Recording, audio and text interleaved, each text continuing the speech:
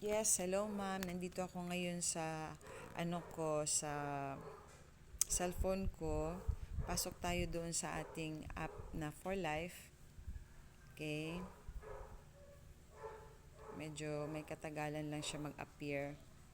And then, ah wag po kayo doon sa taas, 'di ba may limang bilog, yang merong parang chart.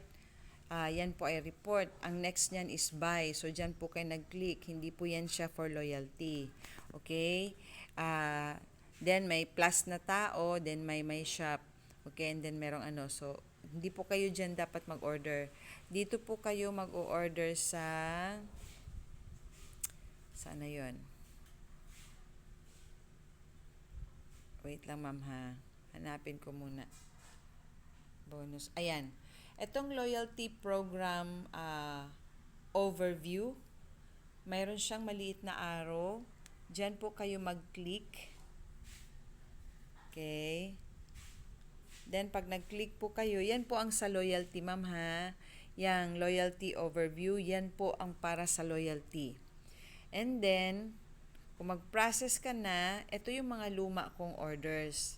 Okay? So, i-edit mo muna yan. I-edit mo. Yan. Mag-i-edit yan siya.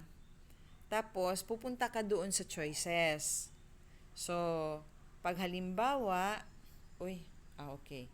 Pag halimbawa, gusto mo ng, saan na yun? Yan. I-click mo yan.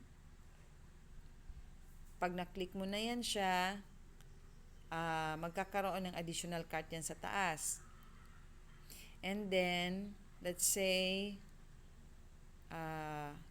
bibili ako ng cardio. Yan. Let's say lang, for loyalty.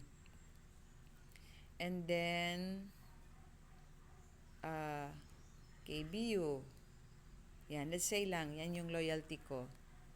So, pupunta ka sa taas, yung mataas yung malaking arrow, meron sa cart na nakalagay 3 items na yan. So, i-click mo yan. Okay, pag na-click mo na yan siya, nandyan na lahat yung choices. Okay, meron akong LTS. So, ilan na yan siya? 144 LP. Kung dadagdagan ko man siya, magdadagdag ako, add ako products kasi nasaan ako gusto kong makuha yung US convention kasi 144 lang ako, dadagdagan ko siya ng isang product to make it let's say glutamine prime para maging 175 pero this is 184 na lahat-lahat for sure. So i-click mo yung arrow sa taas na malaki and then 4 na. So tignan ko kung nag-abot na ba ako ng 175. So 184 na ako. Let's say ganun yung order ko. Tapos dito i-click mo itong i-check mo. Tapos i-save mo siya. I-save mo siya. Okay? Then, pag na-save na, punta ka sa redeem. Ayan, punta ka sa redeem. Saan na yun? Hindi ko maklaro. Wait lang. Pwede kasi yan ma-edit anytime. So, punta ka sa redeem. I-click mo ang redeem. Halimbawa, kung may i-redeem ka, so ano yung pwedeng ma-redeem sa akin? Pipili lang ako yan dyan lahat. Halimbawa, mag-redeem ako ng glutamine prime. Yan. Halimbawa, hindi ko ubusin yung loyalty points ko. Yan lang. So, i-redeem ko siya. Okay? So, nandyan na siya. I-submit ko lang siya. Yan. So, pag nag-submit na, yan. So, makita mo na lahat ang orders mo. Ayan, ayan, ayan, ayan. And then, meron ka ng redeem. Punta ka na doon sa payment. Ito, payment. So, i-click mo yung order dito kung saan mo ipapaship. Shipping. Yan, sa shipping po, yung shipping na yan, sa akin isi-shipping. Ay, wait. Ay, sana maano ko pa ito. Wait lang. Cancel ko muna ha. Wait lang. Sana hindi ito maano kasi puno ng storage ko eh. Basta sa shipping, wag ka dyan sa pangalan na meron. Dito sa, ano to? Teka ha. Yung address, kasi baka mamaya pick up ba? Wait lang ha. Bago na kasi itong nag-change sila ng system, ma'am. Ayan, yung address. Yan, ilagay mo yung address.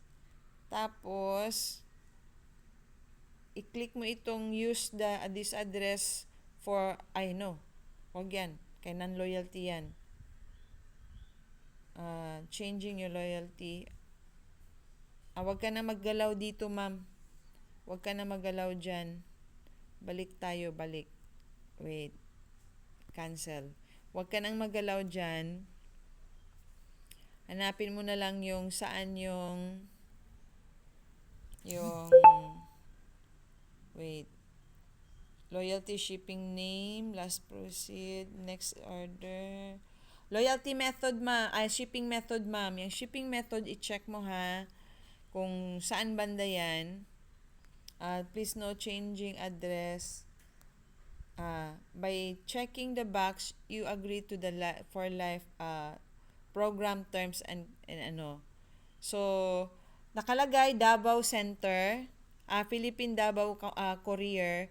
Ibig sabihin, Philippine Davao Courier, yan yung for shipping. Pero kung pick up, may nakalagay dyan, Davao pick up, ibig sabihin, pipick upin mo yan sa Davao City, sa office. Pero dahil gusto mo i-ship, so dapat dito ka sa Philippine Davao Courier. Okay? So, wag mo na siyang galawin, ma'am, kasi naka-Philippine Davao Courier na siya.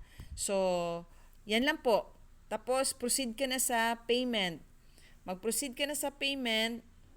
Dito ka na sa payment. Ayan. So, pag mag-proceed ka na sa payment, ito, click mo yan. Ayan, ilagay mo na lahat yung card details hanggang sa makumpleto mo yan. Pag nakumpleto mo na yan siya, that's the time na i-submit mo na siya. Okay? I-submit mo na siya.